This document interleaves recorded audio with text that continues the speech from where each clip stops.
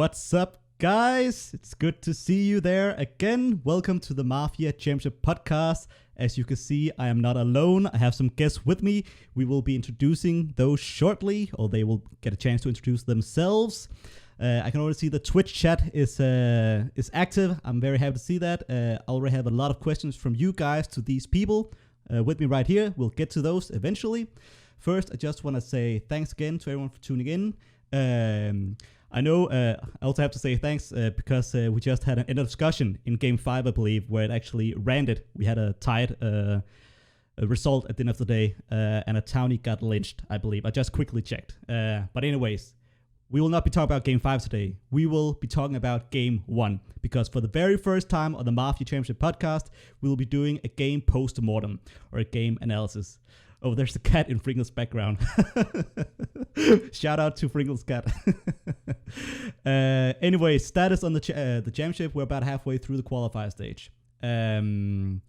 But back to Game 1. Or actually, I want to do a quick note. I promised this to a certain person. On my last podcast, I made a comment about me being able to understand like the psychology of people making biased votes in championship. Because after each game, people have to do votes. They have to vote who they thought was the best player. And I made it sound as if I believe myself that people are generally making biased votes or significantly biased votes, and that's not the case. So I just want to get out of the way. I don't actually believe that it's like actually a popularity contest. Sometimes in these podcasts, I want to bring forth all perspectives, and in doing that, I'm maybe not always 100% clear on what I believe myself. So with that out of the way, back to Game 1. Before I let these people introduce themselves, I want to bring up the results from Game 1, because those have already been published a few days ago to those who haven't seen them. What happens after each game is that the players vote. They have to give a ranked top 4, I believe it is. And we also reveal the top 4. And in this case, we actually, you could say, revealed the top 5, because there were 2 people tied for 4th. Frinckles, who we have here on the podcast from StarCraft 2 Mafia, tied for 4th with Inconquerable from the Alter Bridge Nation. They each earned 14 points. So congratulations to those. Earning top 4 is certainly an achievement, especially in a stacked lineup like this. Earning 3rd was Chemist 1422 from Town of Salem, earned 37 points.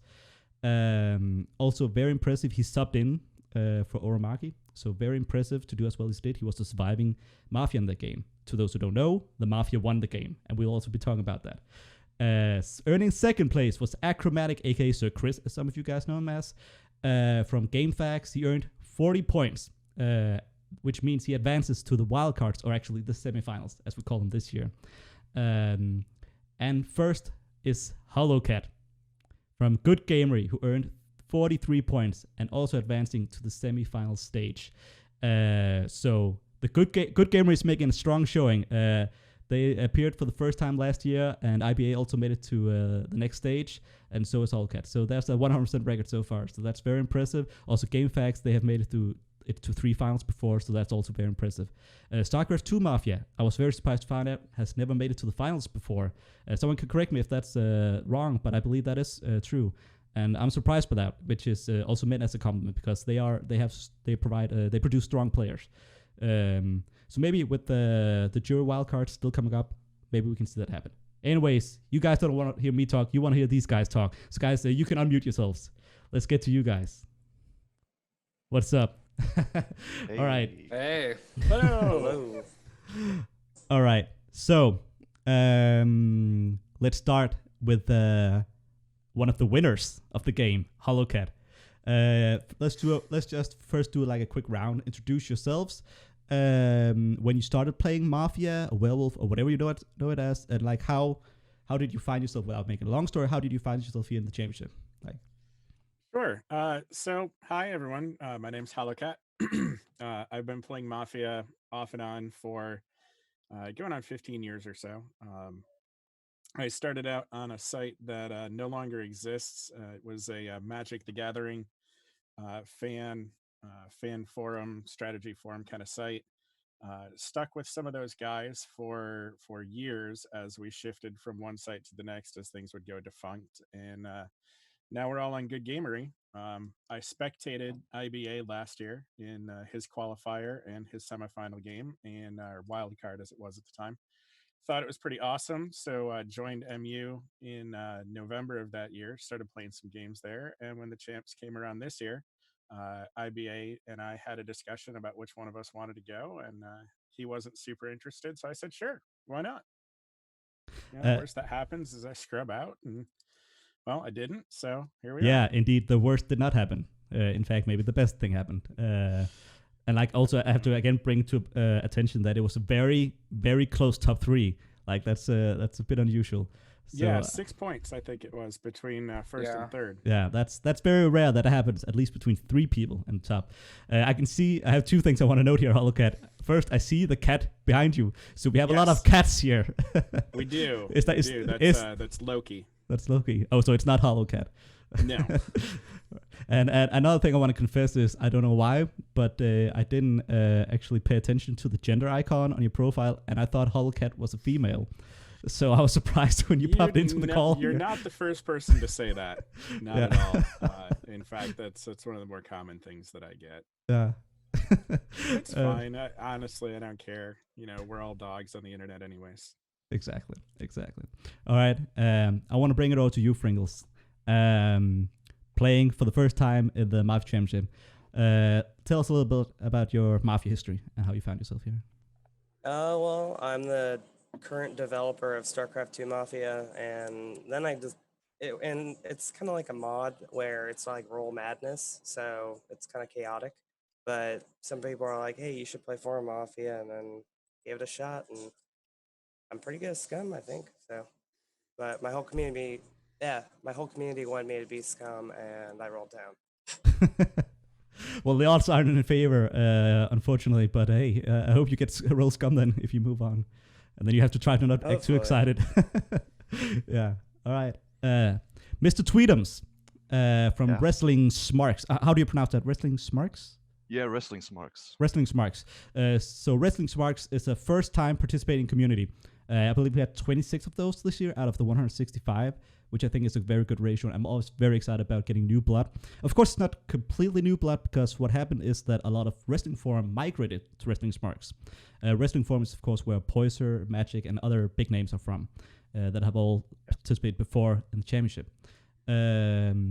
So what's your story? Are you also from the Wrestling Forum? Are you Wrestling Smarks? And what's your Mafia history? I know you haven't played for too long.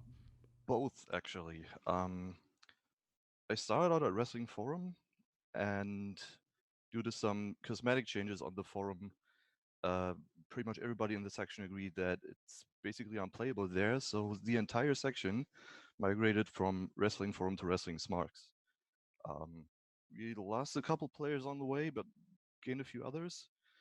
And for some reason, Wrestling Forum and Wrestling Smarks both got a representative, except despite the fact that Mafia on Wrestling Forum is essentially dead. Yeah, I can quickly speak to that. The rule is that any community that has been active in like the last 6 months or so deserves a spot, even if their community dies out. If there is someone willing to play, because we want that to still be represented. And preferably, we also want there to be a chance of communities being revitalized. So we always give communities a shot to this is about communities being represented. So that's why we want to at least give them one last shot in the championship, even if this is the last time. And by the way, there are a lot of wrestling communities playing Mafia. I'm very shocked by that. Maybe we can talk about that later. I want to bring it over to you, Achromatic, aka Sir Chris. You are not new to the Mafia Championship. Not at all. Not at all. You've actually participated in several roles before. You've been a finalist before, and I have to assume you also served on the jury afterwards. Is that right? I believe so. I wasn't sure if I was available the next year because I haven't been as active as I should have been. Yeah. But I started playing Mafia back in 2001 when I was 13. And my first form Mafia was in 2008 for GameFats, the community I'm representing. And I had a lot of fun there. I helped shape the community, build the role structure, help a lot of people get better. And then 5, 6 years ago now, this guy named Thingy messaged me being like, "Hey, want to try out for a championship?" And I was like, "Well, clearly." And so I made it to the finals that year. Had a lot of fun. Everyone made a really good impression on me. Honestly, at that point, I hadn't realized that people were that good at Mafia. And it really drove me to get better. Honestly, I got second in the finals that year, so I didn't do my best effort. But after that, I joined MTG Salvation, which was host to some players like Newcomb, who was very famous on MU. And that really, my pursuit was I wanted to be the best I could be. And so when Dels won from my community, I love Dels, by the way, he's a good friend of mine. You will not meet a nicer person, by the way. um, I was like, okay, I think I can win too. So whenever I feel better, I've had some health issues the past couple of years. I made it a promise to myself I'd get back at it and try to get Game Fats a championship #2. So here I am. That would be the first time that ever happens, if it happens. And it would also be some achievement out of 165 communities, right? But yeah, I was very excited when you played the first time. Very excited to see you this time. I can say that because you've already moved on, so my comments can't really affect anything. You've already made it to the semifinals. Congrats on that. All right. So where to move from here? We have a lot of stuff on the agenda. I think I want to talk about. I think a good place to start is the bios, because as most of you people know, we ask all representatives to write up a bio about themselves, telling us where they're from, like you also did now when you started playing, and then whatever you want to say, any extra notes, like any accolades or any memes you want to post or whatever. And also a quick background on this is that in the very first season of the Mafia Championship, how we did it was I actually headhunted the players. Because it was a new thing. It was originally just meant to be one game, and I just wanted to make a game for strong players. So I just went around on the big sites that I knew, and I looked at the war threads and I asked the community who are the strongest players, and I just wanted have a really elite player list. And because of that, the bios in the first season was also very accolade centered. It was I want this award, blah blah blah. Nowadays it's more loose, and it's more up to you guys what you want to do. So I want to get you guys' thoughts on how much it means, because you're playing with people, most of which you haven't played with before. So your first impression is those bios. How much do they mean? Did any of you read them? Did you pay any attention to them? And anyone can grab this question. I'll go first. I read every single one, and I took detailed notes. And it's funny because my main lynch day one, HK, was my main lynch because I read his bio and I saw he was a very strong player. And so he just an early day one, which we can get into later, that I didn't think was indicative of a strong town player. And so that made me think, well, hold on, this doesn't make sense. He's been playing for 15 years. He's probably scum. And so I attacked on that. Whereas if so, I assumed that they were a low effort player. And so I kind of gave them more of a pass if they were low posting, because I didn't think that was an indication of scum. They were just, if they were too lazy to submit a bio, they're probably too lazy to post 100 times. Just how I figured it. So I put in a lot of effort into trying to match the bios to the person, and I had some success with that. I don't know if any of you other guys want to maybe speak to how you approach your own bio, because I can say this. One thing we've had happen, including this season, is people lie in their bios. We had people lying about when they first started playing. We had people lying about having a bad scum game. I mean, as in saying, I suck at scum. So if I seem even slightly towny, you can trust. I'm towny. We had people try to game it in any number of ways. And did any of you guys doing that as well? But I thought that my play, no matter how I presented myself, couldn't like people would catch on to the fact that I'm faking myself.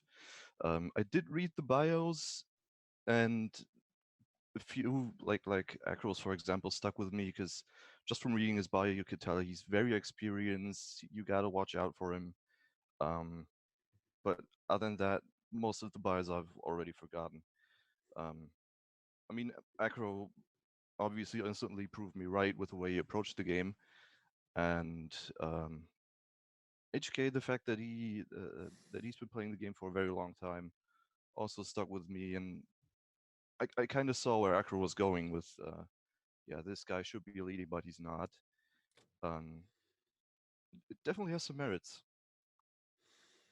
Yeah, I read through everyone's bios, but I didn't go as far as Acro did and try and match them to the player in terms of style or in terms of what they were bringing to the thread at the time.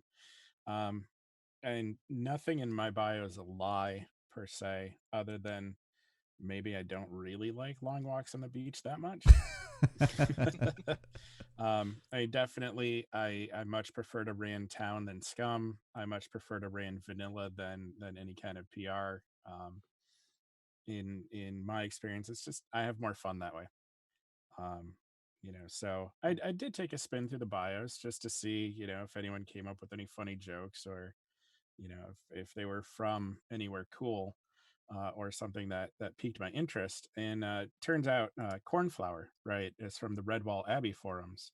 I grew up reading those books, as a teenager, and so I actually went and made an account on the site that she's from, just to talk with her a little bit more about what's cool about Redwall, because Redwall's pretty cool. So, but it didn't really impact my play all that much. Well, if there's one thing that makes me happy, it's always the bonds that are created from this. So I'm very happy to that, hollowkatt. That's very cool. And they seem like a very, very nice community. Frinckles, how did you approach your bio? Oh, yeah, definitely.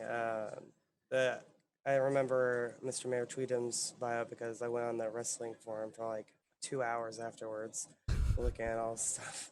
It was a lot. But I think the first thing with the bios is like, you had people from Italy and Belgium and all that, and it was like, is this what they mean by culture clash? Like, so I was like, I'll do my best Texas accent and yeehaw it up for a while.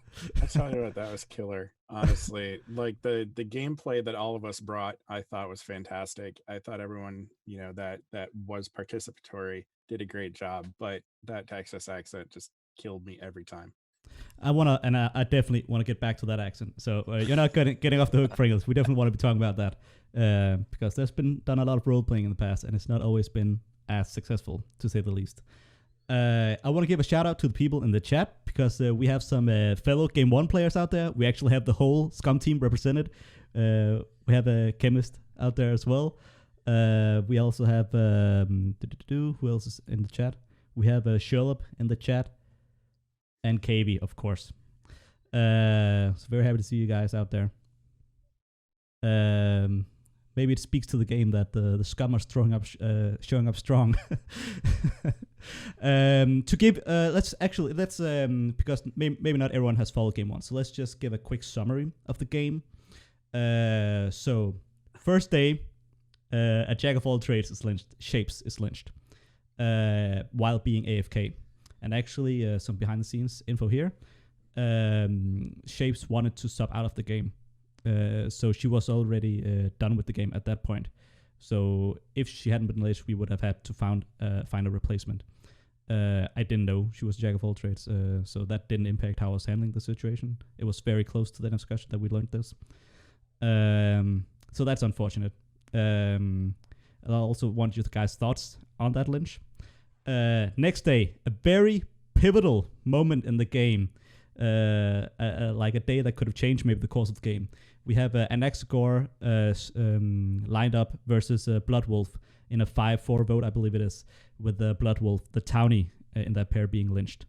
And then Anaxagor getting voted out the next day as the only scum to ever be voted out. And then, a string of missed lynches until the scum wins it in final 5, with hollowkatt and chemist being, at least from outside perspective, in the final 5 at least being pretty safe. At least from outside perspective, it seemed like it was in the bag.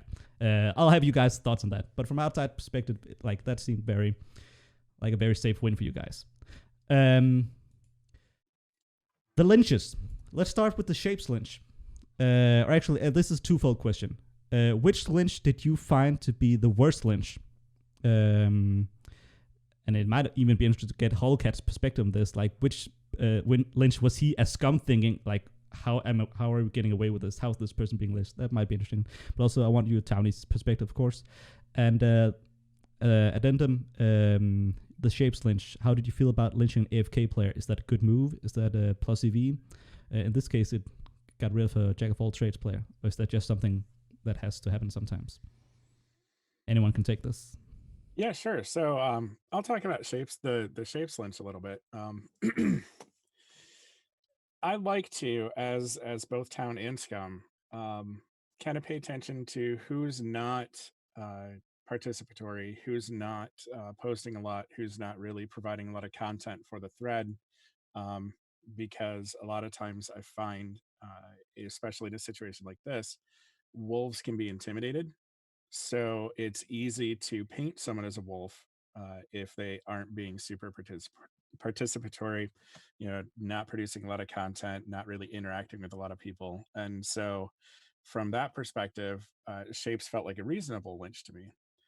Obviously, I knew that Shapes was Town. I didn't know that they were a power role, but knowing that they were Town, I was very happy to let the Town core guide that lynch along. Yeah. Yeah, I hated the Shapes lynch, to be honest. I ISO'd her before, like there was still a lot of time, and the conclusion I got to is that she's basically overwhelmed Town. Yeah. Which we can now confirm. Very true read. Yeah, I happen to be right on that one. Like, she was all, I don't know where to start. I don't know how to read anybody, and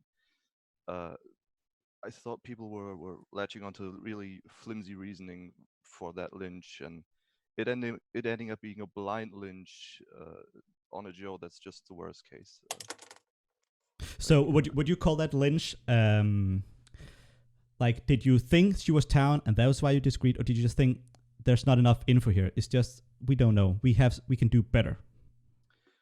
Well, in hindsight, it's like we lynched her. She flipped Town, but I don't really think we got any like overwhelmingly good info out of it. If we did, we would have acted on it. And yeah, I actually want to jump in because I disagree. I didn't get to act on it because I was murdered that night. But when Annetts, or how you pronounce his name, unvoted Shapes, I immediately was like, oh, he's probably Scum, because he went from campaigning for that lynch until it got one more vote, and then suddenly he was like, oh, hold on, this might be Town, and it was totally illogical.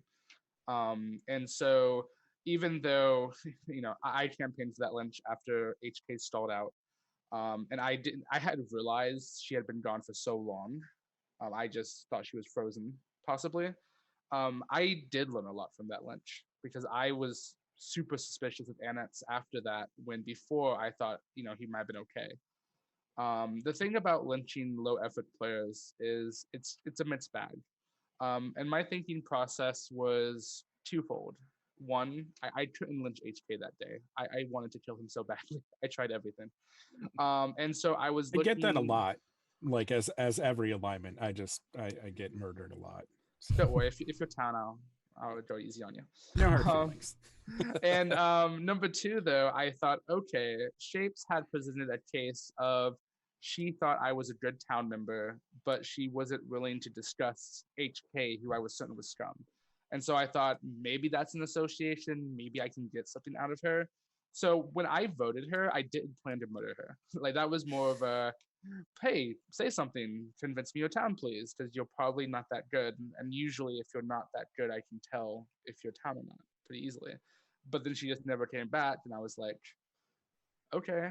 And so the only thing I really disagree with on Tweetums is I think that lynch was really indicative that Annetts was Scum, because his unvote was totally illogical.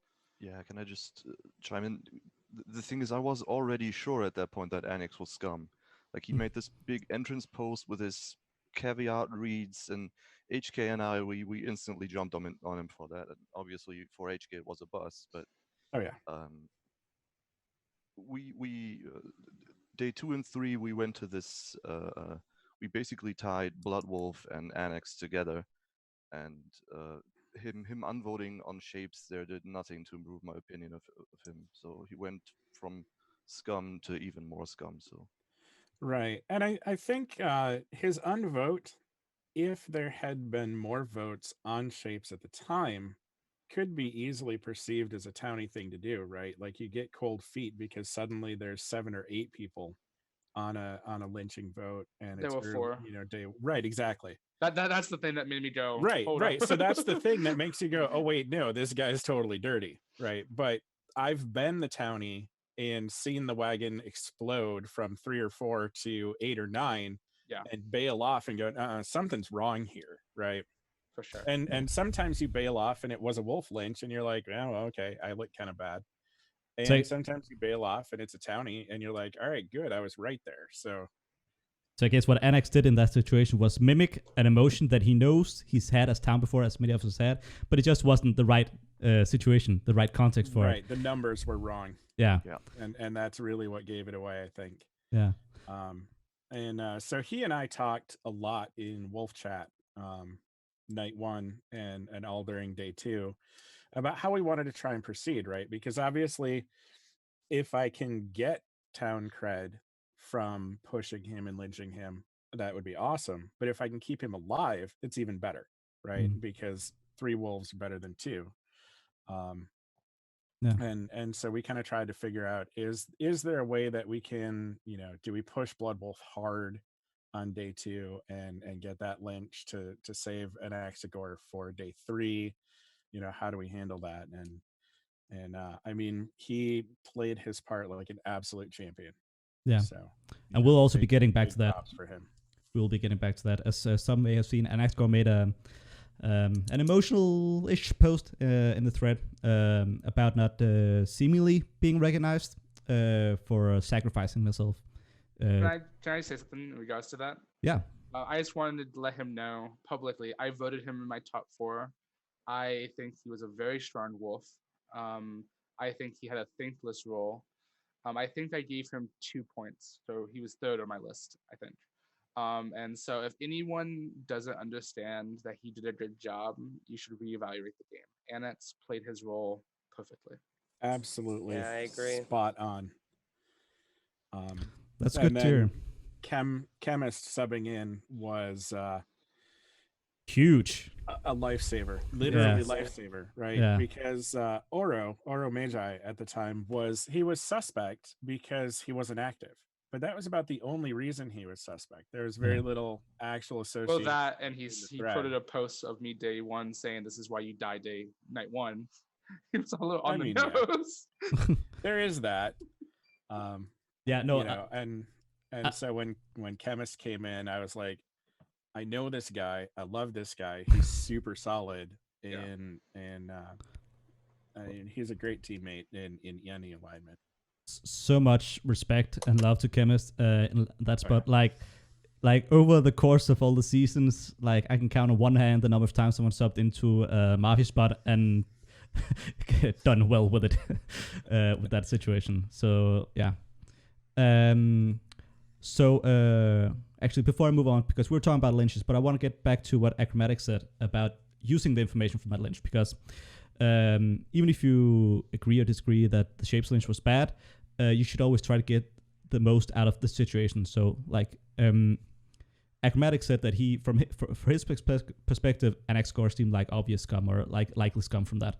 And this is me giving my personal take on reading people in general. I think that vote count analysis is very overrated in general, as in like the votes and the mechanics of it. I think that reading the end of discussion, especially in an environment like MU or 2+2 or any other place where there's a lot of activity, a flurry activity towards the end of the day, I believe that is a very high pressure situation where people are really posting off the cuff. And I think that is like the richest place to get information from. And like, I've looked at my own games and I've looked at others, and the best way, in my opinion, to read someone if they have meta in that environment from before. So if you're lucky that you're playing with people who've played in such games before. Like look at Achromatic's previous games, hollowkatt's previous games, and look at how they usually behave at end of discussion. That would be my biggest advice to anyone playing in the future. Like that is really where you can see a difference in their games. Like stop looking at intro posts, stop looking at how many multi-quotes to do or whether they do an analysis, whether they say a word or whatever. Look at how they act during end of discussion. Like what are the things they say? Like how do they pressure? How aggravated are they feeling? How frustrated are they feeling? Like I think that's really where you can get some information. I'm not sure. Maybe you agree with that, Achromatic, because that's how I read that an X-Score post, because I agree it looks fishy. Well, I actually disagree with your premise overall. I agree that just looking at votes isn't good, but I think it's almost the opposite when you get to experienced players, because if you've been playing Mafia for a few years, you know that your end of day is going to be scrutinized. What people don't expect is some random dumbass to ask what you would do with your jack of all trade power night one. And they think, oh, this doesn't matter. This is stupid. I'm just gonna answer whatever. And it's about catching people off guard. And I know we'll get into this more later, but that's really my strategy day one, is to try to catch people off guard and see how they react. Because someone like HK, I feel like, had a good end of day one, even though I thought he was scummy, because nothing he did in the last 20 minutes really gave it away. Because at that point, everyone knows, all eyes on you. It's the last thing people see. It's what the Jats are going to use to determine their movements. That is when people are most prepared. And yes, there is some logic to it, especially if it's a very close lynch, but people will give away a lot more when they're not expecting you to learn anything. And that's how I tend to be able to clear townies so effectively, is they give the game away hour one sometimes, and people don't expect that. So I think we maybe agree more than maybe you think, or maybe because I agree with what you said. Let me phrase it that way. Okay. I agree with what you said. I think the moment you created, and that's the next topic we'll be touching on. The moment you created with your question and those unusual reactions, those unusual responses, those moments are where you really can read people, like the unexpected happenings in a game. Like not now we're analyzing posts. Now I'm giving you reads like I've done 1,000 times before, and how I word those reads, that's not going to give people, well, it might sometimes give people, right? But the really rich things to get analysis data from is how people react in unexpected situations. And the reason why I think so highly of End of Discussion as being one of those places is because it's so active, and because you don't have time to think about your responses. So that's just why I personally think you can generally gain a lot of information from that. But I agree totally with what you said. So let's move on to that. Can I say something about for sure. Yeah. I think there's a right way and a wrong way to go about doing things like that. Like, I think Achro did it right here. Like, he came into the thread knowing I was going to ask this question, and people's reactions to it I was going to interpret this way or that way. I think it was in game 2, which we're not going to discuss today, but where somebody came in and asked everybody a question about their bio, and some other guy got really mad over it because he felt he just gave scum an easy way to ease into the game and get settled. And if you just ask questions just to look busy, that can in fact be construed as scummy. And if you're a town, you're not doing yourself any favors if you're not doing anything with the answers you're getting. Yeah, for sure. I mean, there's busy work and then there's solvy work, right? Yeah. And if you come into the thread and obviously, you know, at least for me anyways, I enjoy screwing around the first couple of hours of a game thread just to, you know, throw some posts out regardless of which alignment I've randed, and just kind of get to know people, get a feeling for how they like to talk. Which is why the question from Acro it did catch me off guard. So yeah, I think that was pretty good. Yeah. So let's just dive into that. Achromatic. How long had you planned that? Was it spontaneous? And how did you actually have in mind exactly, or maybe not exactly, but close to, which reactions would you perceive as scummy? Which reactions would you perceive as tiny? Were you just like throwing it out there and then afterwards doing the analysis? And afterwards, you guys can talk on whether you think it was good or bad, or what your perspective on it was. Right. So I admitted in spec chat the day after I died that the accurate answers didn't matter. So I've been playing for a long time, and I like to analyze days with something I call the flow of the day. And there are typical answers to any question you ask, no matter what. Of oh, I'll use this, I'll use that. And so I wasn't really learning anything at first. You know, they were just answering. But then I forget who someone was like, "That's a bad question. You shouldn't have asked that." And I'm like, "Okay, that's interesting. That's probably town because you're thinking next level. So that's one tick because a scrum would typically not disrupt uh, pointless chatter early day one, about a 90-10 ratio, I'm pretty sure. And then HK, my friend, made a mistake of going, yeah, that was a bad question. But he had already answered without any aplomb. He didn't even think twice about it. And so I was like, hey, HK, why did you answer? You had a problem with it. You are a very experienced player. If you had a problem, you should have been like, no, Acro, I'm not going to answer that. You suck. But he didn't, and so it was like, oh, okay, HJ is probably scum. And so I tunneled my heart out. And so I never know with those questions what's going to be the thing exactly, but I tend to know that someone's going to give me something to go off on what I call adventures. I think having an adventure in Mafia is the fun of Mafia, because even if you don't vote for scum right away, you're going to create a cascade of reactions that when you read it in 24 hours, you're going to pick up on things. You're going to notice things. And so for that, it was the fact that HK had no business answering the question. Sorry, HK. Oh, you're fine. He had no business answering that question if he was being truthful about not liking the question. And if he wasn't being truthful, that makes him scum. Right. And so that was why I tunneled. So, like, there was a lack of consistency, and I'm not sure if you would agree with how I'm phrasing this, but this is also something, like, I generally look for, and it's a general tell. It's definitely not a 100% tell, or I'd have solved the game, right? But, like, what I believe is that townies, they look at something, and they have a reaction to it. Like, it's maybe or a read on it, maybe the wrong read, or a dumb reaction or whatever, but like they have one take on it, and that take is what guides their post or their reaction to it. If they're wishy-washy, if they're flitting, if they're afterwards like hemming and hawing, like some people do that as a nature, so that's why it's not a 100% thing. But like I find that to be something more scum indicative, because like you have as a townie, you have an agenda as well, and that agenda is to solve the game. So you're not gonna be solving the game for yourself or anyone else if you're in there hemming and hawing about, nah, I'll answer this question. Oh, actually, I shouldn't have answered that question. Like that's like a townie is more straight in their path to how they respond to things. It's at least my belief. I don't know if you guys agree with that. I want to give a shout out to Achromatic here, because I know it's lame to compliment yourself, so I want to do it on his behalf. So he did this thing where he asked people how they would, what their night one action would be if they were jack of all trades.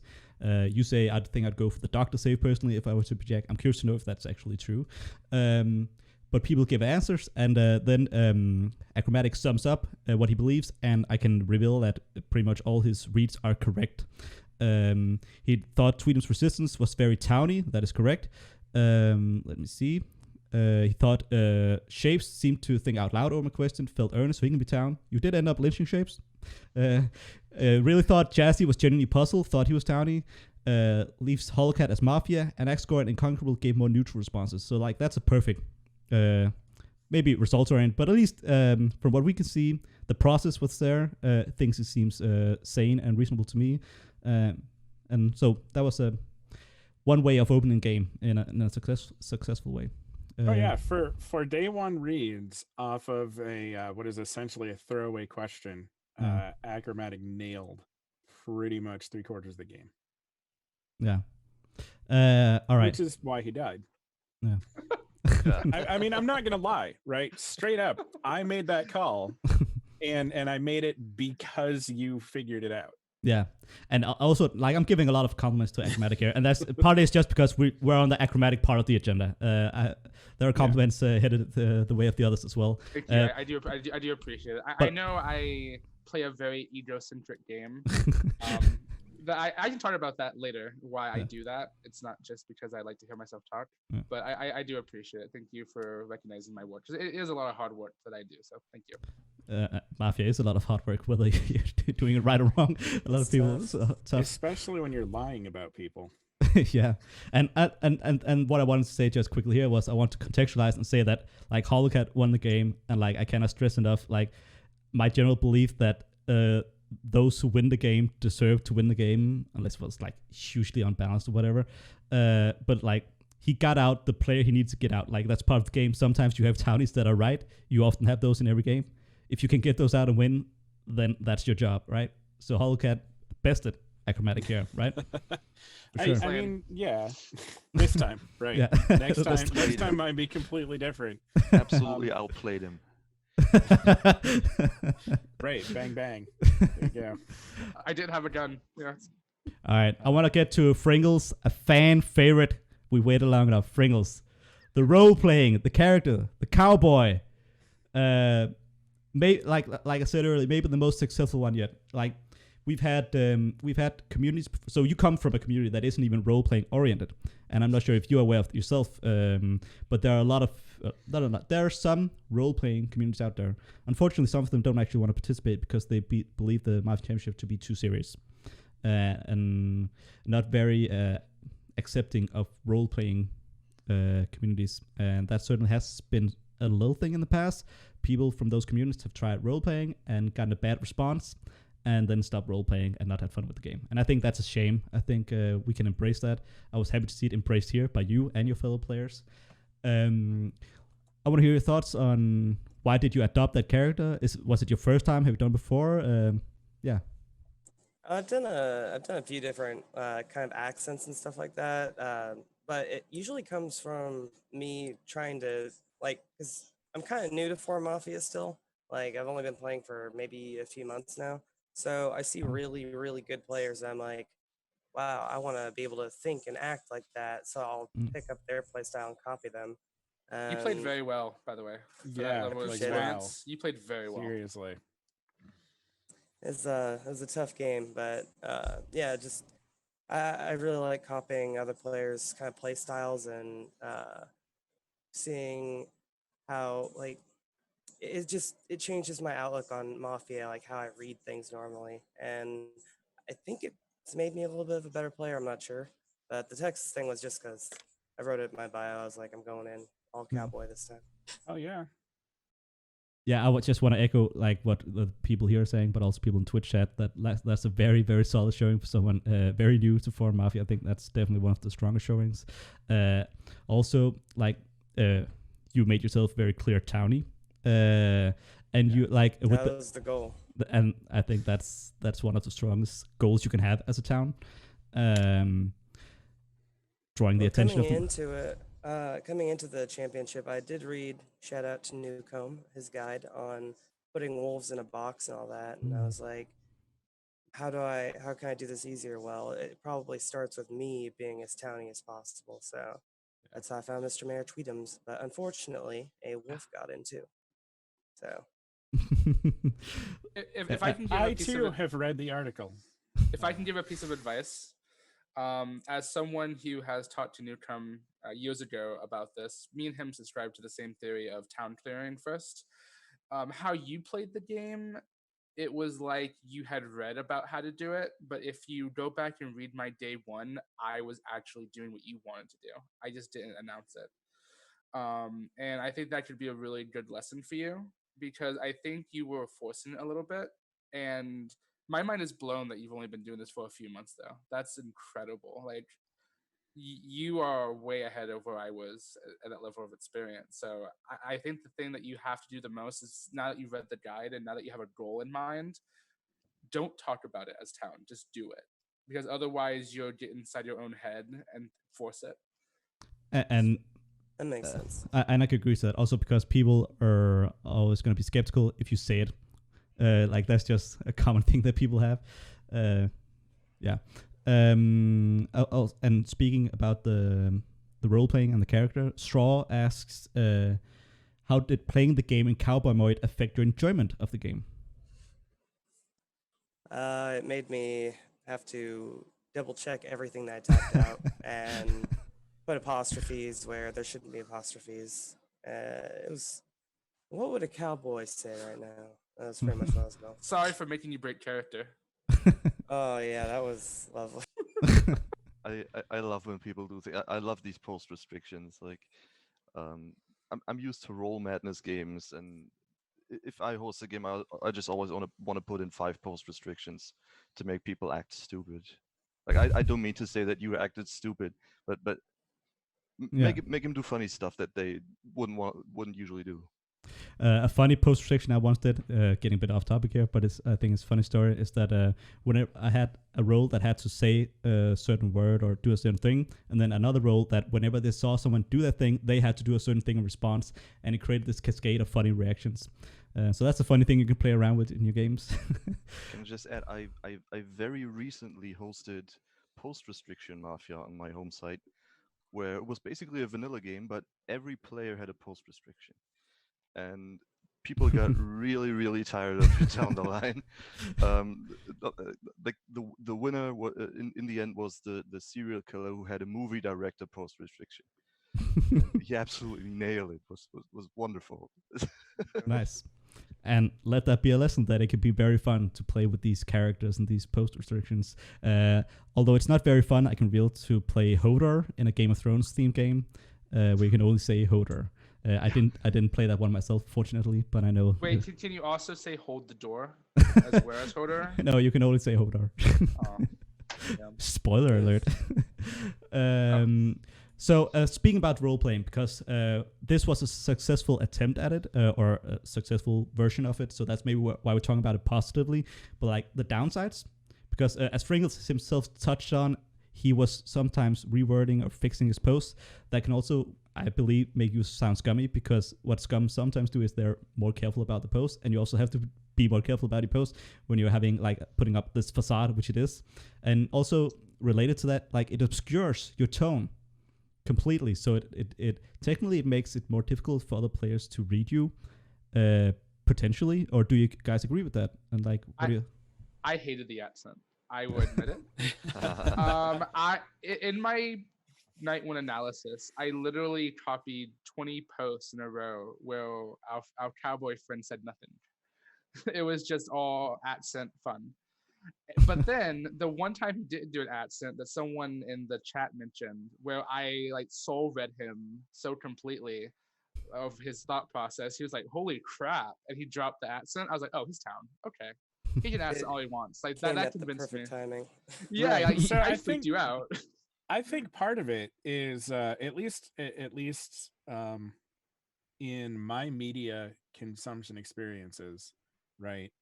Cowboys, generally speaking, are somewhat trustworthy, somewhat decent folk, right? And so when you bring that to a thread, you can theoretically tap into some subconscious subconscious feelings about what other people in the game think of cowboys or accents or that kind of thing. And so I don't know, like I thought it was kind of down homey feel good stuff. Maybe it's because I've seen Justified, which is nothing but murderers with southern accents for 6 seasons. That made me go. Yeah, there's that. Yeah.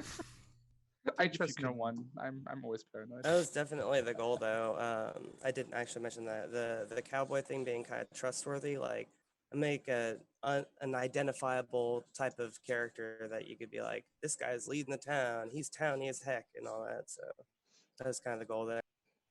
What about a wrestling character? Would that be trustworthy, or would that be the opposite? It's Mr. Mayor Tweetums' department. If it's a face, then yeah, but if it's a heel, probably not. I mean, first off, on the previous topic, I think if you can pull off a post restriction without compromising your own game, it makes people react, which is inherently a good thing. Like most people are gonna act somewhat irritated, I think. Like I think it was Elaine in that game who barely understood anything that Frinckles said. Which they're from Italy, aren't they? That's why. Yeah, that was yeah. Elaine and Matt bad. were. Yeah, and I think, for example, let's pretend for a moment if Frinckles is scum doing that, and you see somebody who's just completely to use a wrestling term, no selling the fact that he's doing a post restriction. Um, you could argue that perhaps this person is communicating with Frinckles in a different way at some other place, and they might be co-scum, for example. Yeah. Now, but wrestling characters, a wrestling character post restriction, that would be. There's lots of characters to pick from, of course, in wrestling. I would be The Rock. Achromatic says know your role and shut your mouth. For example, yeah, that would fit you to a degree. I mean, you could go Hulk Hogan and just call people brother all the time. I love wrestling, by the way, so that you and me can have discussions. I've watched since I was a kid. Same. I know what character super to do fun. next now. Yeah, wrestling is a lot of fun. I think if you want to do a wrestling post restriction, you absolutely gotta go over the top. Like, wrestling is comprised of larger than life characters, and if you want to do a wrestling post restriction, you gotta absolutely go balls to the wall and play it to the hills and be as exaggerated as you possibly can. For sure. All right. Next question I have for you guys. This is from Beck. He asked, last year's winner asks you guys, or he says, I'd like to know everyone's favorite / most memorable moment and favorite / most memorable post they made or someone else made. So like a favorite moment from the game or favorite post. I don't know if you guys have any of those. I Mine's wrote mine down, but go ahead. Go for it. Go. Mine's a silly one. I already referenced it. It was when Oromagi came into the topic trying to have fun with us big posters like HK and Cowboy over there. And I forget what it was, if it was like a Shakespeare reference. It was something. And I was like, Othello. oh yes. And I was like, you have not posted enough to do that. And he was like, I can see why you die night one now. And the fact that he was scum saying that just warmed my heart. Like, he was so genuinely offended that he was just done with me at that point. He was just like, you know what? The hell with you. You're dying too. And it just made me laugh. Like, afterwards, Spet Chat, I got to see them in real time, and even they were like, damn. Like, Acro just smacking people down. So that was really funny. Yeah. All right. So my obviously my favorite moment was Inconquerable voting Cornflower at the end. Right. Yeah. Like, I can see why. It was the culmination of everything that I'd been working for over the last 2 days, right? Trying to convince Inconquerable that Cornflower and I were a team, but vote her first. But a non-selfish favorite moment of mine is hands down Frinckles and the accent. I just Nice. That's what it is. Like, it made the game so enjoyable, right? Even when I was stressing out about, crap, Acro's caught me, or crap, how am I going to get Annex out of day 2 and into day 3, or crap, it's just me and Oro now and he hasn't shown up in 36 hours. I don't know what I'm doing. The Cowboy was always there, man. So Try to be. How about you, I'd say Tweetums? mine, Yeah, go ahead, Frinckles. You want to go, Twins? I'd say mine, I've got two. They're kind of tied. The first one was definitely when I got to hammer, or told Jazzy to hammer an Axigor, because like we did the pod racing thing or whatever on day 3 or whatever, and it was just so intense. And then finally the next day, the dude comes out and says, "Oh, I saw you visit somebody and killed them." And I was like, "Oh no, you're dead now." And that hammer was amazing. But the other one would definitely be Wolfie Poppins, because that picture is You're welcome. I did pay $10 for that, and it was worth every penny. Absolutely every penny. Wolfie Poppins was great. I just gotta before we hand it over to you, Tweetums, I just gotta quote a Spec Chat or Twitch Chat, Twitch Chat, who says, "I gotta say, I agree. Game 1 is one of the few games I read just to see what stuff Frinckles would say next." And GH also agrees with that. Also a former winner. So thank you guys. Yeah, people are very sweet. All right, Tweetums, what do you got? From this game, I don't really think I have a favorite moment off the top of my head. Sorry to That's- be this boring, but that's- I got nothing. No. That's fair. That's fair. Not all games are like that. I had a quote from you, Achromatic. Yeah. I like this quote. Achromatic says, this is when he eventually admits to there being a motive behind his page 1 antics. He says, I try to be transparent even when I'm scheming to the best of my ability. Which I thought was a cute little quote from Chris.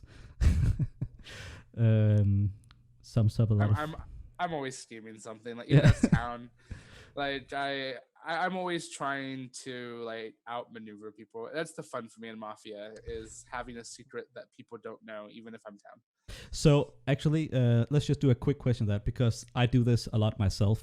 And actually, one thing I do, a little fun tidbit, is I do a lot of reaction tests, or sometimes I accuse people or go be aggressive with people, or just say things that I don't actually believe, because I want to test out that scenario. I want to get those reactions because I think there's rich information in that. And sometimes I even like do little codes like breadcrumbs, so I can lay it on, so people can believe me when I say I didn't actually suspect this person. I just had to set up I had to let the scenario play out, because sometimes it can be very fishy if you've set up a wagon and it's like, oh damn, what? So you have a plausible deniable excuse for it. So what I want to ask you, Achromatic, is do you ever experience backlash from this? Like scheming, even as town? Well, I have been mislynched exactly once in the past 10 years Wow. over 4 communities. And that was in a final 3 where I did not get a chance to talk. Hashtag fuck you, Killjoy. Over at MTG Salvation, you broke a decade-long streak of no mislynches. I will haunt you long after my death. But to be fair, it is MTG Salvation, and so yeah, well, you know, he wanted to kill Scum Chris, which he should have known when he was voting for me that was going to happen. But we'll talk about my Scum game some other time. But in general, I think a little bit of blowback, because people like to be straightforward in Mafia too much. I feel like they like to just go A to B, and the problem I have with that is that Scum know how to go to A to B too. And so town wants to, if town is too simple, the wolves are able to mimic that too closely, and it becomes really hard to tell who's who. Yeah. And so by going in weird directions and just being spontaneous until something pings you or doesn't look right, I've gotten a lot of success of that, especially if I'm able to be active in the game. So I get pushback a lot, and a lot of people tell me that's not the right way to play. And unfortunately, it's a simple metric. I just have to, point to my scoreboard over 20 years and go, well, if it's not a good way to play, I've sure as hell got a lot of rewards telling me otherwise. So yeah. Well, that's it's weird, I know, though. That's a good record. So it at least speaks to you not being lynched yourself. I guess one blowback that I've experienced myself, this happens sometimes, is that like too much. It takes up too much attention. Me having to straighten everything out afterwards. Like a lot of people just, and I don't know why this happens. I think it wouldn't happen. Let's just say it in high level player lists, because people aren't going to believe that I actually tried to do that as Scum. Like, what kind of strategy is that to play out that scenario and make me look shady off of that? Like, of course I wanted a reaction, right? At least that's my thing. And anyways, moving on. I want to show you guys something. I don't know if you all have Twitch chat open or the Twitch stream open. If you don't, you should, because right now I'm going to show you something exciting. I'm just going to drop it here in the middle, covering some of our faces. For those who don't know, this is the Night 1 Spec Chat Guesses. So the people who are spectating in Discord on Night 1 submitted the guesses. Shapes has 0 guesses. That is because Shapes was lynched. It's not because people believe Shapes to be super towny. It's because she was lynched. So what's interesting here is that if... well, of course, they didn't have this information, but if Spec Chat was playing, they'd have solved the game, because they actually have the 8 players they need for the solve right here. They can set up a working PoE from these reads right here. So that's impressive. Shout out to Spec Chat. I also do want to mention, though, out of the 43 guesses, no one guessed the entire team correctly. There were, I think, 4 perhaps 5 people who guessed 2 out of the 3 scum. And there were more than that guessed 0 out of the 3 scum. I won't bring out the names. This is why I just brought up this. We have to have a talk with the people who thought I was scum. Those 6 people, they need Jesus. Who's scum reading a cowboy? Yeah. Yeah, what's up with that, right? Yes, I was obvious town, huh? Exactly. Yeah, pretty much. You were the mayor, man. Yeah. I mean, this looks I would say this. My only skill these days. I would say this looks good for everyone right here on the podcast, because a lot of people were was suspecting hollowkatt, but he didn't get lynched. And so why the hell should he care that people in the spec chat were suspecting him? Like, that's what I always say after a game. You often have that vocal or that often that scum that's pulling the string behind the scenes, and he doesn't get credit afterwards, because after the fact, it's like, oh, yeah, he was the obvious one. How did we get him lynched, right? But he didn't get lynched, so all the more credit to him, right? He got the shit done, right? So he was number 1 in points, so the players of the game. Exactly, Yeah. right? Exactly. I But really think, if I can jump in for a second, once Shapes died and Achro died, the rest of the game, I don't want to say formulaic, because that diminishes the contributions of everybody who played, but it was very, here's a logical progression that I can follow with my wolf team to get to a position where victory becomes almost inevitable. Obviously, nothing's ever inevitable until it happens, but once Shapes was gone and Achro was gone, BW was a logical next, and Axigor was a logical next. Jazzy at some point, or the Joe at some point, was going to out, and they would be next. Frinckles obviously had to go. And so the final 5 we ended up with was the final 5, I think, that would make the most sense to get to with the lynches and night kills that we had available. and You make it sound like it's easier to play without an 800-pound gorilla trying to kill you. It is. Again, that's why you died. yeah. As scum, you gotta set up your path to success. We'll talk a bit more about that, hollowkatt. I'll be asking about that. But like, you're also playing to your audience, right? Like, you're playing to the players you have alive at the given moment. So Right. if you're saying something that your old buddy that you've played 1,000 games with, he'd catch you immediately if you saw you posting that. But you gotta but he's not in the game, so you can post that right now to convince the players you have in your game to do something. Then heck yeah, you're posting that, right? You don't care about living up to some meta that serves people outside the game. Right, Okay. exactly. Yeah. I just big shout out to Inconquerable. The case that she built on the last day was just magnificent. She made the wrong decision at the end to vote for Cornflower, but that case was just great. I loved watching her put it together, even though I knew it very well could lead to my lynch that day. Yeah, I want to give a shout out to her as well. You will see in Twitch chat how she was the number 1 suspect. I stated from night 1 on, no way is she scum. And I had her in my top 4. I thought she played very well. Yeah, spec chat were hot on her. And you can see most of the game played out, with the exception of the scum, played out accordingly to this. Like, Bloodwolf was mislynched, CJ was mislynched. Who was it? Was Sherlip mislynched? So No, Sherlock was a night kill. Oh, this was night kill. Matt was mislynched. Matt was mislynched, Yeah. but I guess he's high on the list. So, I mean, this actually makes sense according to how it played out in the game, with the exception of the Wolves. Right. Frinckles has told me that he thinks he could only be here for 1 hour. We already past 1 hour. So I just want to say to you, Frinckles, if you have to leave, you can just you can leave. You don't. I'm gonna stick around for like 5 more minutes. I got it. Sure. All right. And we'll be ending this in like 25 minutes or so. Yeah. But if Frinckles leaves, that's why he has other stuff to do. And that's, yeah. Let's see. All right. I want to turn my attention to what I think I'm going to be trying to do this for every game. The key moment in the game.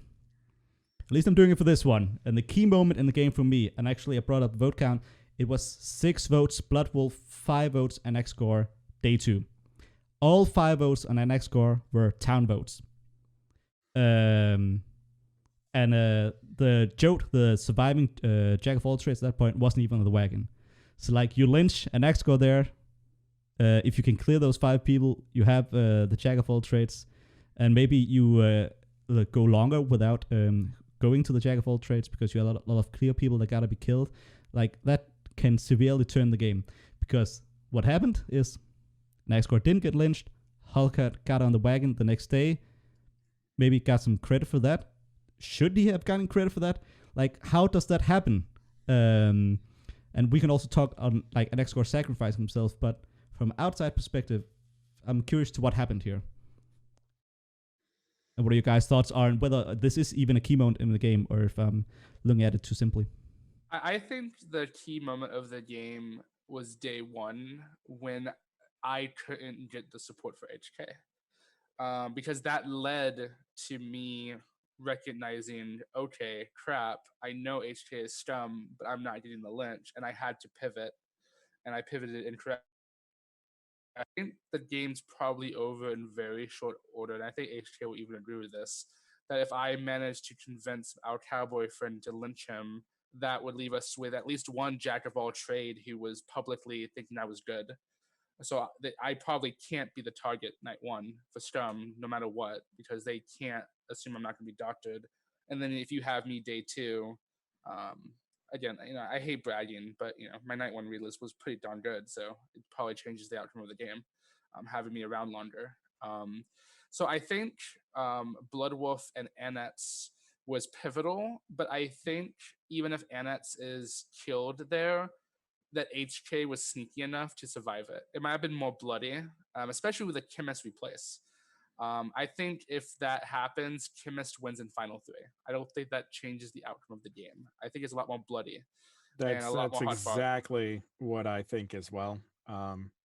I think the work that I did on days 5 and 6 was to try and set Chemist up for a Final 3 if it came down to it. Right. And I assumed that to get to the Final 3, I would be lynched. And then we would kill Tweetums that night, and Chemist would go to Final 3 with Cornflower and Inconquerable, who had already been butting heads, the last couple of days, and all he would really need to do is guide at that point. Yeah, I also don't agree that the Bloodwolf instead of Annex Lynch was the key moment, because from my perspective it was like I was sure Annex was scum from day 1 for the same reasons that HK actually brought up. Right, only yours were legit and mine were, how can I use this to my advantage? Yeah, right. The issue is, if at any point Annex flipped scum, I would only feel reassured that, yeah, HK helped in getting Annex into this lynchable position, so he's probably town. We had Bloodwolf and Annex falsely linked to one another, because don't forget CJ. I'm pretty sure we had CJ circling those two as well, and that's what helped to get him lynched. Yeah, I think no idea how CJ got lynched. CJ, from my perspective, is a different story. I mean, we were approaching end of day 2 with his mindset that we basically, by we, I mainly mean Frinckles and I, we were approaching end of day 2 with this mindset that, okay, we think both Bloodwolf and Annex are scum. We basically don't care which of the two goes first. If we lynch Annex end of day 2 and he flips scum, we feel reassured, and I think we lynch Bloodwolf day 3 anyway, and we're in the exact same position. So from that perspective, I don't think that that's the key moment of the game. Yeah, I honestly, I think it might have been the Shapes lynch. I really do, because it eliminated a jack of all trades, right? And immediately, myself, Annex, and to the extent that Oro Magi was in the Wolf chat, felt a palpable sense of relief that we have the ability to be freer in our nighttime decisions. With 2 Jotes alive, Acro is exactly right. He's not dying night 1. Yeah, once you lynch Shapes, it just shapes up to be a scum game, right? I had to do that for the Twitch chat. And hollowkatt, I guess let's keep it rolling off of that, because we also have Beck asking you, Beck, with all of the questions. Thank you. He asks you, as a wolf or as a Mafia member, how did you approach day one? Try not to get lynched, honestly, is the first thing that I open my roll PM and I see that I rated wolf, and the first thing I think was crap. The second thing I think was, all right, time to put on my big boy pants and play a good wolf game, right? And so just try not to screw up, right? Don't make hero town type plays. Don't try and set anything up. Just be town enough to not die. And it basically didn't work. If Acro had gotten his way, I would have been the day one lynch, and rightfully so. You know, he did catch me in a bad and compromising position. You know, he just couldn't get any traction or enough traction to go with it as the day progressed. So the first thing was, you know, try not to get lynched. The second thing was try to get people on my side, try to get people thinking that I'm town, right? Because if I can get enough people to think that I am more town than somebody else, then that someone else will die that day and not me, right? So yeah, try and use tone, empathy, agreeable words, agreeable content, right? To try and show people that I'm on the same side as you, right? We're cool. Um, and then the last objective really is to try and find strong townies that need to go, right? Because obviously, Acro, again, and not to pick on you, he was never getting lynched, ever, right? Acro's never getting lynched. Frinckles is never getting lynched. Tweetums is never getting lynched. So those people have to be addressed at night. So find and identify the people that need to be addressed in night actions, and deal with them that way, and then go from there and see how it plays out. I have a question for you, Frinckles. How was it to play as town with people, or how was it to play as town with people you hadn't played with before? Like, how was it to navigate in that? How did the atmosphere feel to you? And you can also like bring up the negative sides to this. Feel very free. I know there can be negatives to that experience as well. It was difficult sometimes. I did not make it easier on myself with the cowboy accent. And some people cannot understand what I'm saying, but overall, it was cool to see so many different people all over the world playing Mafia. I mean, Game Facts, I've gone there a billion times for my video games, wrestling and all that. But I think there was definitely kind of a little bit of a language barrier and understanding barrier between me and some other players. Obviously, Elaine, but even Slick Wolf too. So, and I'm not sure if it made certain situations more towny or scummy. It kind of gets confusing. If that makes sense. Yeah, it does make sense. hollowkatt, are there any interesting tidbits from Scumchat that we should know? Like for someone who didn't read any of Scumchat post game. I would like to say that our Pop and Bottles channel was the most wholesome one I've ever seen. Chemist was just, I can't say enough good words about Chem, right? And I can't say enough good words about Anaxagor and what he brought to not only the game thread but Wolf Chat, right? Like he came up with what I think were great ideas, good thoughts, you know, how to execute it, right? And he just kind of ran with things he thought were good ideas. Chem subbed into a tough slot on a tough day, and honestly, until he had subbed in, my plan was to lynch Oro day 4, right? And just see if I can ride those two until the end. You know, because we had lynched Annex day 3, and then Jazzy had protected successfully night 3, and so we had the ability to lynch low hanging fruit at that point, and Oro was going to be the one that I was going to throw there.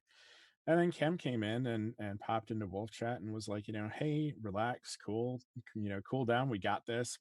Everything is fine. Things are in a good spot. And so, yeah, I can't say enough good words about both of them. Can you give us just to lay out the Naxcore thing? Because as someone who hasn't read Scum Chat and who only cursorily followed the thread, like the general events, I also don't know what the progression was there. Like, did he offer himself up as a sacrifice? What was the plan? When did the plan enact? What were the thoughts? Just so people maybe also gain some more respect and understanding of what an Naxcore brought. Yeah, sure. Yeah. Sure. So the bus, right? The actual bus didn't start in earnest until the middle of day 2. Right. When it became clear that BW and Anaxagorp were the two people that we were looking at the time. So day 1, he actually asked me to back off a little bit, because when he made his reads list and I quoted it with, I think, just "this is always a wolf," and left it at that. He popped into Wolf Chat and was like, hey, maybe chill out a little bit. And so as things just kind of went along, he and I talked about, do we push him here? Does he push me back? What kind of responses? And we really did try and work together to make it as convincing of a bus as we could. Neither of us ever came right down and said, okay, I'm going to bus you or you're going to bus me, and here's the day we're going to try and lynch you and set everything up like that. It was more, organically, the thread was more suspicious of an Anaxagor than they were of me, and so it made sense to offer him at some point of the lynch. And so we worked together. How do we set that up? How do we make it believable? Yeah. It's good to have that in mind. And Anaxagor, of course, also represented, I believe, last year. So not his first time out here either. Tweetums, moving over to you again. We have one of your mates, Poiser, asking, Tweetums, who is your hero? Oh, well, Poiser is my hero, of course. Yeah, for the people of my community watching right now, I changed my avatar on every site to Poiser is my hero very recently, and that's because I lost a bet to him. These things that frequently go on in Spec Chat. We had a game. We had a bet going on game 5, and I lost it, and now I gotta pretend that Poiser is my hero for a month. All right. We of course can't go further into that. It's an ongoing game, but that's fine to say. You lost a bet related to that game. All right, and actually, Tweetums also want to ask, because your community is first time participating community. Of course, there's an if and but here, or it's a gray area because it sort of also has a wrestling forum community in it, which has participated before. But I'm curious to know how this championship game, which is also very a unique experience, compared to playing a game on your side. Oh, it was. Short version is it was completely different because for one thing, I know the people that I'm playing with on the wrestling side, and I am very frequently making meta reads, which I obviously can't do with new people. The other thing is our games are pretty much always closed setups and roll madness. So having an open setup with almost no power rolls is like the complete opposite to that, and having to rely more on actual gameplay than I hope our info rolls are going to get us towards a lynch. Yeah. It's a big difference, of course. Absolutely, yeah. Actually, and now you bring up info. I have a question from to everyone from Just Playing It Cool, who's also in Twitch chat. Shout out. Who asks you guys, what are your thoughts on info lynching as a concept? It's always bad. It is never good, and here is why. And just to contextualize, because we also have people maybe watching that. What is influencing? So if you can you contextualize your understanding of that term? Sure. To me, it is when people concede the fact that they're not sure if the person they're lynching is scum, but they just want the information from that to help clarify the game in later days. Is that your understanding of it? Yeah. And I hate it. And here is why. Because Mafia is hard enough as it is without members of town deciding that they don't want to play the game right. And like, for example, Shapes was not in for lynch. I was just wrong. I can own that. I can go, okay, she didn't give me enough data. Fair. But if you stop one step short of that and go, does it really matter? Of course it matters. Every day matters, because during the night you might lose an Achro or a Tweetums, and then it becomes more muddled. If you can't even make a decision about the lynch that day, why do you think you're going to do better with less town the next day? It makes no sense. And so my only advice to anyone who wants to infill lynch is just go the next step further and try your best to find scum. Like, because if you concede that mentality, you're going to lose the game more often than not, because you're already conceding during the day. Just go all the way. Yeah. If I can add to that. Yeah. If you're not sure in your own scum hunting prowess, it's perfectly acceptable to just go about doing town reads. Like, nobody's expecting you to nail scum day one every time. That's for the better and experienced players. For now, if you can like clear 1/3 of the game as town for game one, that's absolutely fine. Yeah. Or the savants like Sherlip, who are like obviously not even playing the same game that we were, and yet nailed the scum team.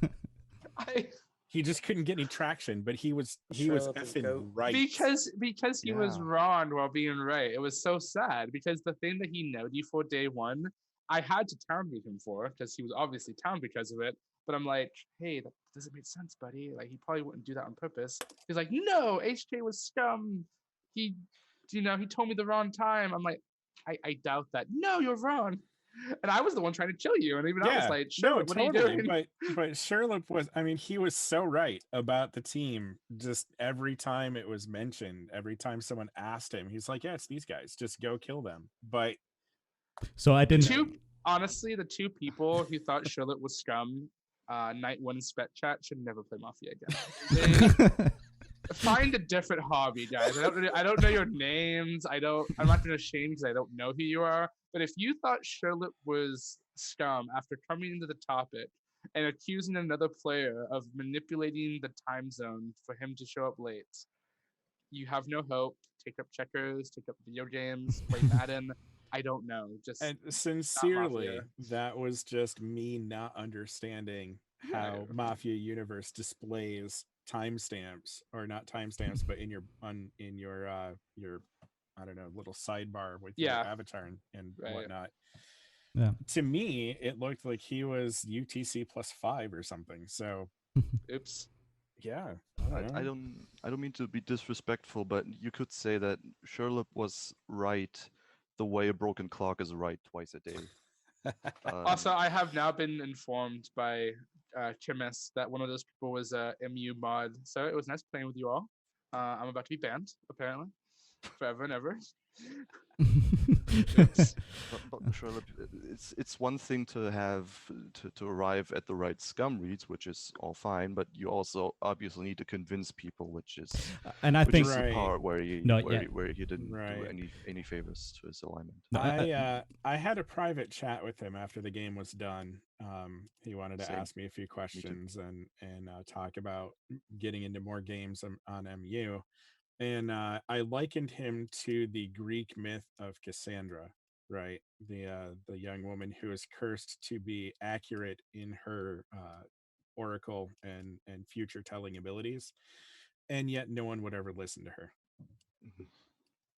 Yeah. Sounds sort of accurate. Yeah, and not even touching on whether the reasons or whether Sherlip was right for the wrong reasons, or whether I don't know, because I didn't actually follow that closely. And sometimes I also think you can be partly right for the wrong reasons and partly right for the right reasons, because there's also an element of PoE and just your feeling of the game state, and sometimes it can't even verbalize. You just feel like this just makes sense to me. So there's you can still give some credit for that. But of course, in any case, whether you're right for the right reasons or the wrong reasons, you of course need to be able to convince your players, and that can also be difficult in a new setting. And that's something you can improve on. And then if anything, I think that's something that's exciting. Like I think I'm excited about Sherlop's prospects personally. I was very happy to see Sherlop play. So, and I expect that Sherlop to grow immensely. Going back to what I asked you about, Acro, what did I ask you about? Info lynching. Info lynching, right? Because I just had my own thoughts on that, and I'm sure it echoes most of your thoughts. But like, the best info you can get is the info from a scum being lynched. So that should like keep it simple like that. You get more info from a scum being lynched. So focus on that first and foremost. Also, like, when you have like this atmosphere or like these trains of thoughts or like these bandwagons being centered around info lynches, it creates like an optimal working environment for the mafia, for the scum, because you can just throw in any ridiculous theory in there, and you can just start that's an area of the game where you can plan ahead, and like you can see what people are doing, how they're linking, and you can just set it up for like the next day. Oh, we got to test out this theory the next day. And like, that's just not real proper scum hunting, I don't think. And you definitely want to be avoiding that, I think. And also, I think what often happens with info lynches and why they're wrong, especially when they have, like, when they're of the category that is, I think these two people, because of their interactions, maybe scum together, let's test this theory out. Or these two people can't be scum together, let's test this theory out by lynching one of them, and then we have clear information on the other. Is that often, I think these are townies that, because they are townies, are very vocal and interacting with a lot of people. I think it's from falsehood that these things often start. And that's not what always happens, but that's just sort of been my sense of those situations, is that I've looked at these and I'm like, no, you shouldn't lynch this person, and you shouldn't lynch the other person the day after because of whatever info you got here. Like, the whole premise is just stupid to begin with. Well, statistically, an interesting thing is if you think two people can't be scum together, it should make you want to lynch them a little bit less. Yeah. Because that's one less pair. If you put everything in a spreadsheet, which I've never done that or anything, and do the math, then statistically, just randomly, it's less likely that those scum. Yeah. And so that's why it was HK attacking a Natsador early day one. Bought an Natsador a day from me, because I was like, oh, okay, they're probably not scum, like, whatever. It's a day one read. I'm not going to worry about it. But I was like, okay, if HK is scum, he attacked an Natsador pretty hard. So I day one, I'm going to forget it. And so people just need to focus on town clearing and doing their best to reach conclusion to their thought process. If you stop midway, you're going to lose games. All right, I have only 2 questions left. If anyone in the Twitch chat has any questions here in the final minutes, let us know, and I'll see if I can include those as well. This question, or these 2 questions, I'll name them both, and you can begin thinking about both of them. Goes to everyone here. First, the voting. I'm curious to know, because other players may be curious about this, or other representatives and people in general. Like, you don't have to reveal how you voted.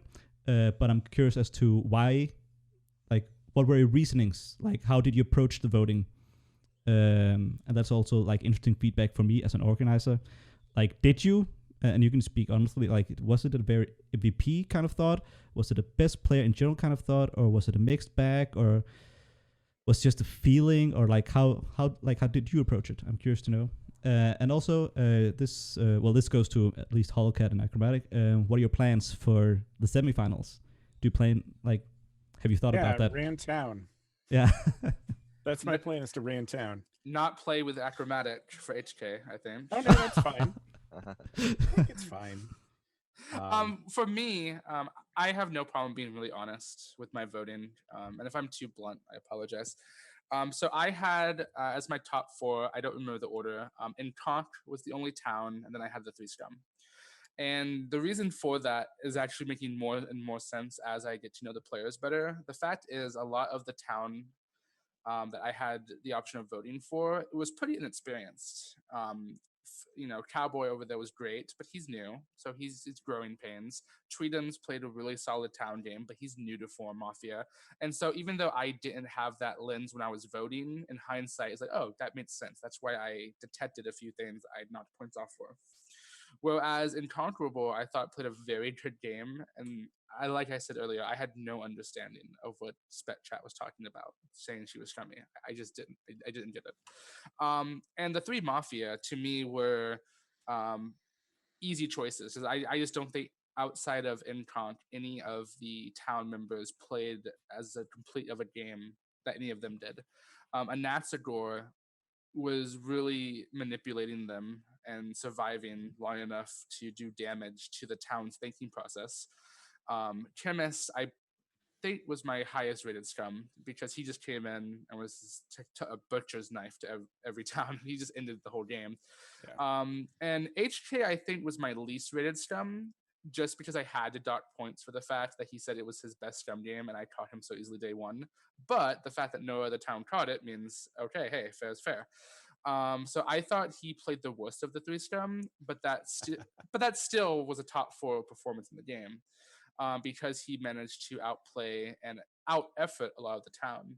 And I think the defining thing about this game, why town lost, was a wide experience gap. HK, Chemes, and Anaxagor have a lot of experience, clearly. Yeah. Once I was neutralized night 1, you had maybe 1 or 2 other people in town who had much experience in board Mafia, and that showed.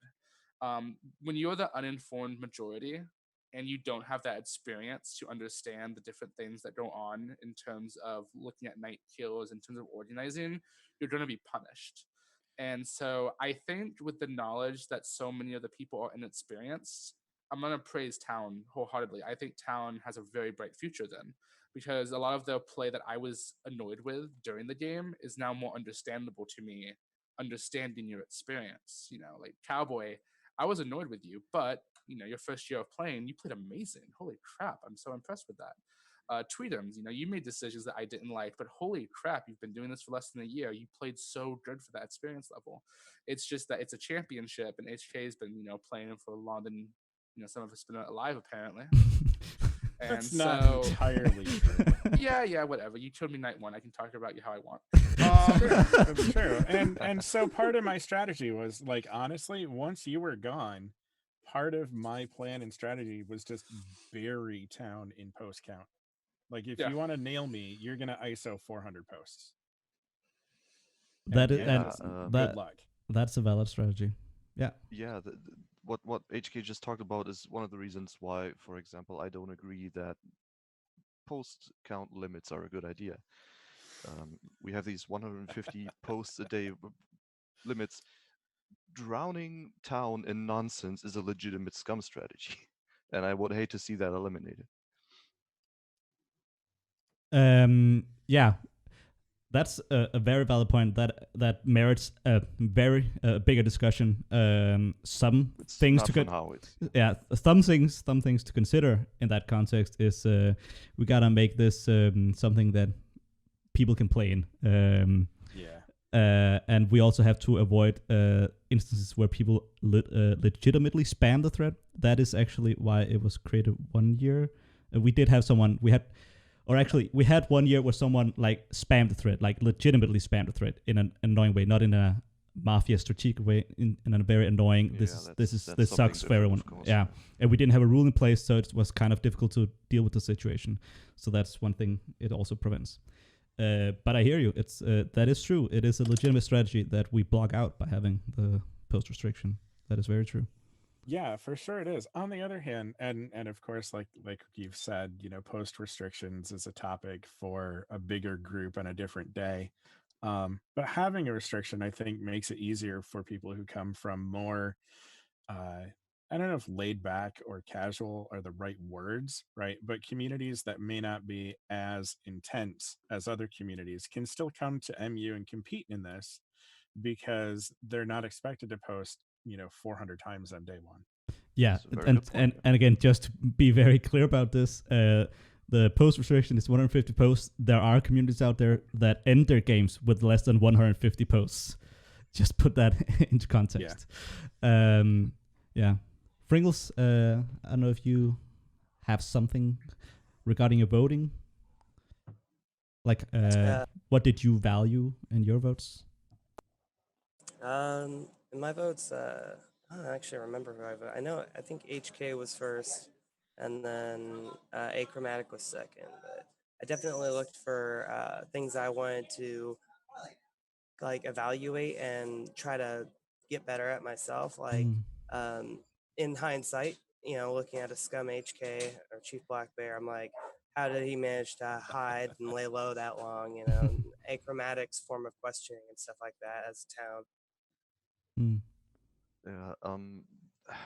Like when the post was made instructing us to vote, it said that we should evaluate like the skill of people in general. I had the impression. Yes. Which that is very difficult if you've only played one game with all these people that you've just got done playing with. So I think by default, it more or less has to be an MVP vote for the current game. Yeah, and we have had people say that it should just be an MVP vote. The reason we did it like this, and of course I've myself been a big proponent of this, is we used to have a longer prompt, a way longer prompt, and we simplified it. And we give, I think we only include one example in there of why we simplified to sort of convey why we do it, and then people can evaluate based off of that. And what I'm referring to is we say, if this was an MVP vote, people getting killed night 1 and 2 would never advance. And we don't think that is fair. We don't think that is at least that's not what we want to achieve with this concept, because then you warp the competition, especially because you're just playing one game, and then you have people trying to play to survive, and it becomes this whole other thing. Instead, we trust in people being able to say, yeah, this person died night 1 or 2, but like they just convinced me that if we were to play another game, this is phrasing that we removed, but this is still what I think you should be thinking about. Personally, this is what I think. It's not in prompt. This is what I think. Which players do I want in my next game to be on my team that I think can improve my team's chances of winning, basically.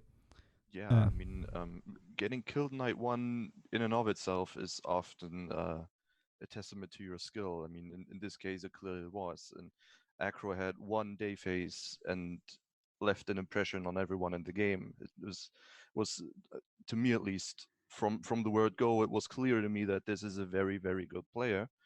And that thank you, by the way. I appreciate that. Sure. That he's a very good player, and that his alignment is going to have someone who's very competent on their side. And that's part of the reason why I voted him. I think I voted him second for my votes. I think I voted HK first, Acro, Chemist, and I think fourth was Frinckles, actually. Yeah. I was thinking nice. Frinckles or Elaine, but yeah, Frinckles. Yeah, sometimes you have players like that who make an instant impression and who you just feel, okay, this is somebody who's really good at the game. Yeah. All right. We've gone over time as we always do, but not too much. Only 10 minutes this time. I want to say thanks to everyone for your time. I've seen you all in spec chat, so I trust we'll be seeing more of you in there. I certainly hope so. Also, we'll be seeing more of you on MU or in future events. I mean, we also have other events. We have the Hydra event, which is very fun. And of course, there's the championship next year. And who knows, we have 2 people going on to the semifinals. Maybe we have more of you going on to the semifinals. If not, maybe we have you next year or whatever. I certainly hope to see some of you in there. Can I leave with one more message about the semifinal game? Sure. So I have prepared 5 strategies for my semifinal game. Wow. That are not dependent on my alignment, and I will just leave everyone with this: there is a 20% chance that I will be talking like a cowboy in this game. I've prepared nothing. I will prepare nothing, and I might even not even prepare things. Just prepare a ritual of not roll scum. Like Yeah, no basically, scum. that was it. No That- scum, that's no my scum. plan. Don't roll scum. Slap the meat tubes on the keyboard and make some posts. Like, if this Yeehaw. were a book, this is totally lining up to be hollowkatt rolling scum again, and this time fooling Achromatic, in my opinion.